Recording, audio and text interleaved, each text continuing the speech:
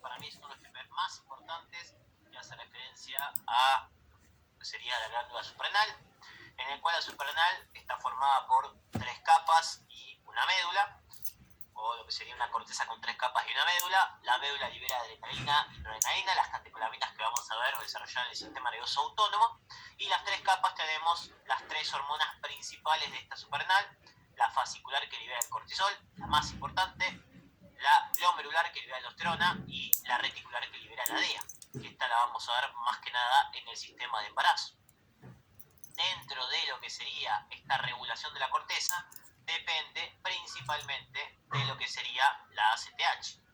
La ACTH estimula la formación tanto de cortisol, de aldosterona como de DEA, específicamente de cortisol y de DEA, pero hay una excepción importante, es que la aldosterona también está estimulada por la angiotensina 2 y por la hiperpotasemia.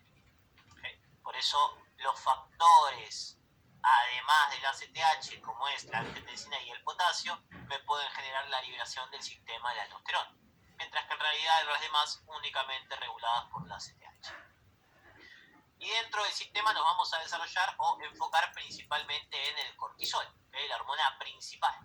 ¿Cómo se regula el cortisol? A través de un eje clásico, largo, hipotálamo, que libera CRH, hipófisis, que libera ACTH, y la glándula o la suprarrenal, que libera en este caso cortisol, donde su regulador va a ser principalmente por medio de un mecanismo de feedback negativo, donde el cortisol es el que genera esa regulación a nivel de toda la suprarrenal.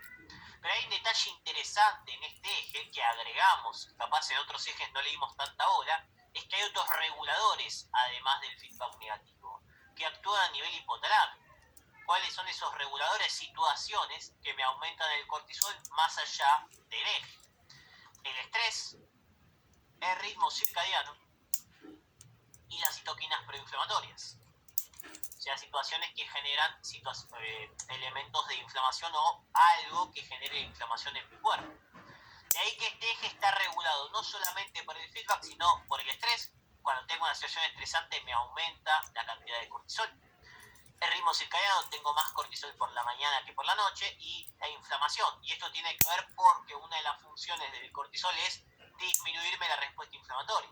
De ahí entonces, cuando yo tenga una respuesta inflamatoria elevada, la voy a regular o mantener gracias a esta función de que estimula el sistema del cortisol. Y una vez que vimos el sistema de su regulación, tenemos que evaluar cuáles son las funciones del cortisol, donde las vamos a dividir en fisiológicas y extrafisiológicas. Acá algunos hablan de que son todas fisiológicas y en exceso yo las puedo transformar en extrafisiológicas. Pero si no, podemos decir que hay unas que son propias, que tenemos nosotros cuando liberamos corticoide fisiológico, y otras cuando está en exceso. La palabra extrafisiológico es lo mismo que decir en exceso o en algunas cuestiones en patologías.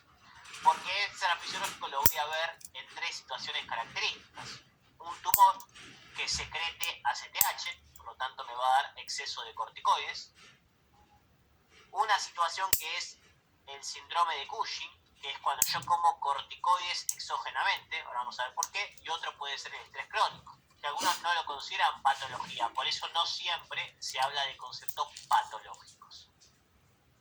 Y empecemos a desarrollar estas funciones fisiológicas, que son las más importantes que tenemos que llevarnos hoy en día.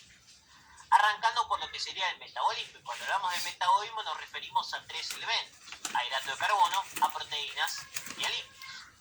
¿Y qué va a querer hacer la suprarrenal con respecto al cortisol? El cortisol es la hormona del estrés.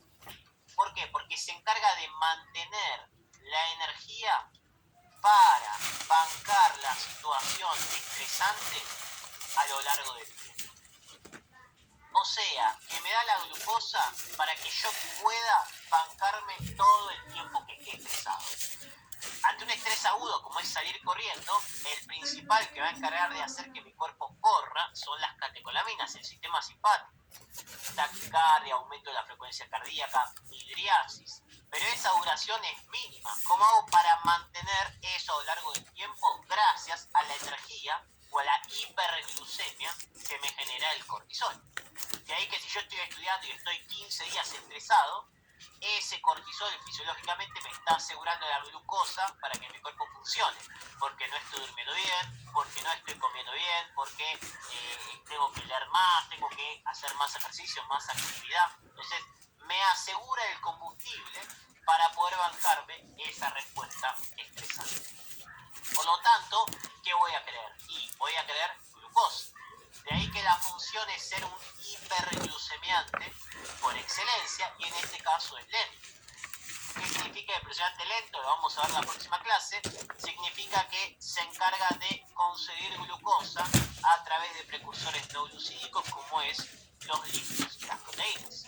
Se encarga de producir la gluconeogénesis, siempre partan, formación de glucosa nueva. Hace glucosa a través de precursores no glucídicos como son las proteínas, lactato y los lípidos, principalmente el glicerol. De esa manera me asegura el combustible para resolver esta situación estresante. Pero hace algo más con respecto a los hidratos que es bastante paradojal. Glucogenogénesis. Y acá también nos va a cerrar un poquito cuando veamos la clase que viene insulina. Vamos a ver que formar glucógeno es una de las razones por la cual me baja la glucosa en sangre. Es más, es una función de la insulina o una función hipoglucemiante. ¿Por qué un sistema que me quiere dar glucosa para sobrevivir a mis tejidos me va a generar reservas de glucógeno? Esto es una función mínima que sirve como reserva para mi sistema nervioso central. Mi cerebro, como vimos en flujo sanguíneo cerebral, requiere constantemente cantidades de glucosa. No puedo estar sin glucosa una milésima de segundo. Así que siempre tengo glucosa disponible como reserva de glucógeno por si se modifica, se atrasa o cambia un poco el tiempo que tardo en hacer gluconeogénesis. Así que siempre me aseguro algo para el cerebro, pero solamente para el sistema del cerebro. Y lo otro, una resistencia a la insulina.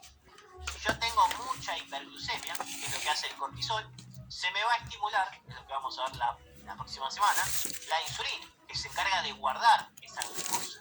Y yo no quiero que la insulina me guarde la glucosa en los tejidos. Por lo tanto, al haber mucha insulina, se me va a generar un efecto de resistencia. ¿Qué pasa cuando hay mucha hormona? Se genera un downregulation. Por lo tanto, hay insulina, pero la función está disminuida. Ojo, no es que está inhibida, porque yo necesito siempre insulina para expresar los GLUT4 a nivel de tejido adiposo y músculo. Tranquilo, van a ver la próxima, ahora no se vuelvan locos. ¿Qué significa esto? Que hay un poquito de insulina, que hay insulina, pero funciona poco y únicamente para permitir que ingrese a los tejidos y no como función de guardarla o sacarla en reservas. Así que evita que la función de la insulina me guarde esos nutrientes que quiero que lleguen a los tejidos para poder utilizar y mantener la situación estresante.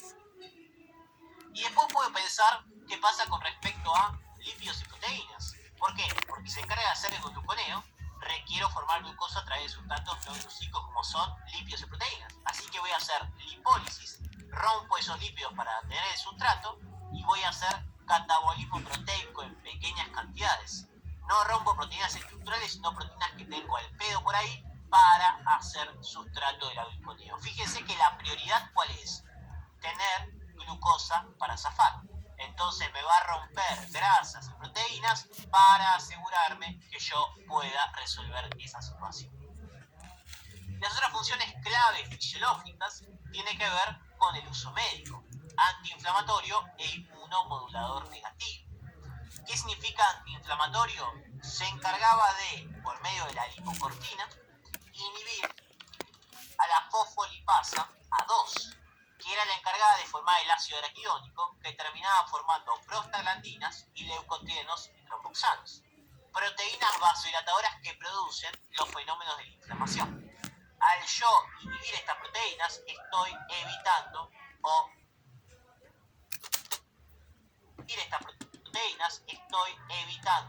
o disminuyendo el proceso inflamatorio.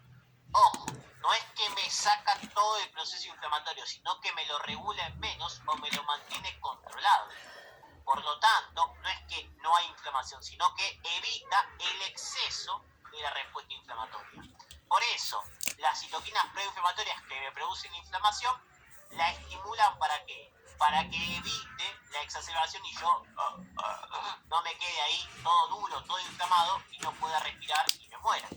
Que pueda seguir haciendo las cosas de mi día a día a pesar de tener un proceso inflamatorio. Acuérdense que la diferencia en potencia del cortisol y del ibuprofeno era donde actuaba. El ibuprofeno solamente actúa sobre prostaglandinas, mientras que el cortisol actúa sobre ambos elementos. Por eso era muchísimo más potente a nivel antiinflamatorio. Y con respecto a el sistema inmune, es inmunomodulador negativo, y esa palabra es clave, porque regula menos la respuesta inmune, evita que la respuesta inmune esté exacerbada. ¿Cómo? Disminuye toda la serie blanca, a excepción de los neutrófilos que los aumentan. Ojo, no es que aumenta los neutrófilos y mejora su función, sino que agarra a los neutrófilos que están en el pool marginal, una especie de reserva, los desadhiere, los despega, y al despegarlos los manda al pool circulante. Así que ahora tengo más neutrófilos dando vuelta por la sangre. Pero como los despegué, como le saqué la capacidad de adhesión, disminuye su función. Así que disminuí la serie blanca y aumenté los neutrófilos, pero que no tienen tanta capacidad funcional porque no se van a poder pegar correctamente en el sistema de tejidos. ¿Qué me termina generando esta situación de inmunomodulación negativa? Que mi sistema inmune no esté exacerbado o no funcione de más. No es malo esto, es bueno. ¿Por qué? Porque hace que yo no tenga un exceso de la respuesta inmune o una situación de respuesta exacerbada frente a un antígeno que realmente no me va a generar un daño en mi cuerpo. Fíjense que tanto una como otra mantiene la respuesta para que la función sea normal. Por eso es acciones de tipo fisiológicas. Y la otra importantísima, que tiene que ver con lo que dijimos antes, potencia el efecto de las catecolaminas. De esa manera me asegura que yo mantenga estas variables altas, frecuencia cardíaca, respiratoria, para poder correr o resolver esa situación propiamente dicha.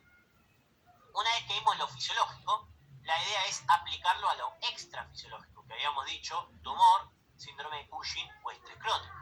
Para eso lo ideal es pensar estas funciones todas elevadas. Si yo tengo todo esto elevado, ¿qué va a pasar en mi cuerpo? Y acá es lo que dije, ¿qué significa el síndrome de Cushing? Que es cuando el tipo come